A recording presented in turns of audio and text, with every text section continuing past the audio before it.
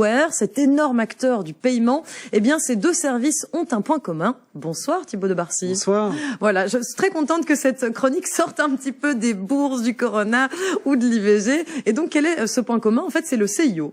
Voilà, donc le CEO s'appelle Jack Dorsey et c'est un cas exceptionnel évidemment qu'il soit CEO de deux énormes entreprises et c'est parce qu'il les a co-créées dans les deux cas. Par contre, depuis peu, il est sous le feu des critiques de ses actionnaires, en particulier l'un d'entre eux, un fonds activiste qui s'appelle Elliott Management et qui réclame son départ.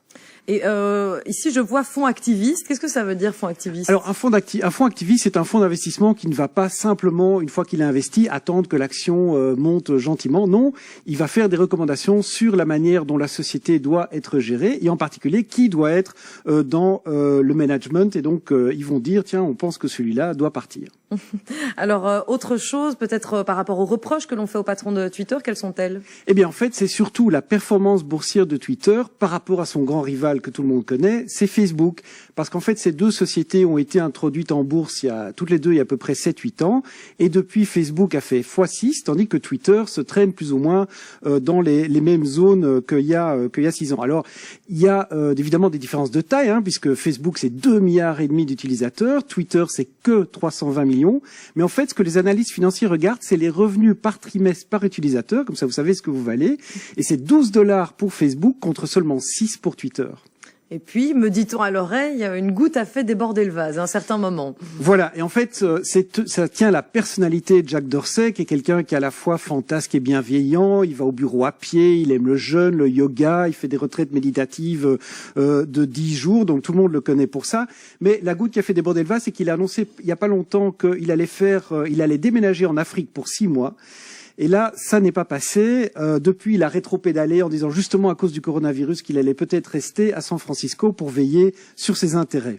Et donc, ses intérêts, c'est justement ses parts dans Twitter. Voilà, ses parts dans Twitter, mais aussi dans la société mobile Square. Donc Square, au départ, c'était un tout petit carré qu'on branchait sur son smartphone et qui était un lecteur de carte de crédit. Et donc, si vous étiez un commerçant ambulant, un livreur, un food truck, c'était évidemment très facile du jour au lendemain d'être un commerçant grâce à Square.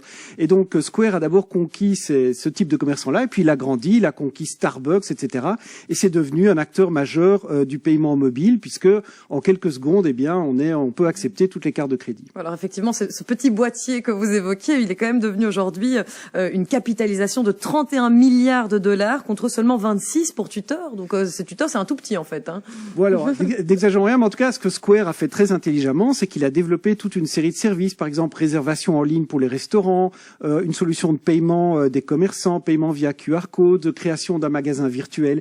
Et en fait, c'est ça que les sociétés de paiement font de manière intelligente pour garder la fidélité des commerçants, c'est construire toute une série de services autour du paiement.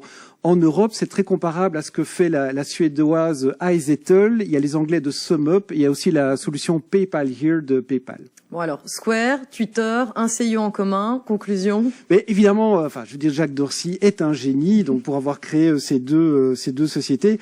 Au-delà de sa personnalité, il faut remarquer quand même qu'au bout de 10 ans, on voit l'évolution différente des deux sociétés. Et pour revenir au coronavirus, malheureusement un instant, une des nouvelles de cette semaine, c'est que la Federal Reserve a annoncé avoir mis des billets en quarantaine parce qu'on soupçonne que les billets physiques pourraient aider à propager le virus. Donc ce qui est certain, c'est que moi je ne vais pas dire si Jack Dorsey doit choisir, mais en tout cas le paiement digital a certainement le vent en poupe. Eh bien, ce qui est certain aussi, c'est que ça faisait plaisir de parler de Twitter et de Square grâce à vous, Thibaut de Barcy. Vous étiez notre chroniqueur écho du soir. Merci, bonne soirée et prenez soin de vous. Voilà. Merci. Maintenant on dit ça à tous nos invités qui passent sur le plateau.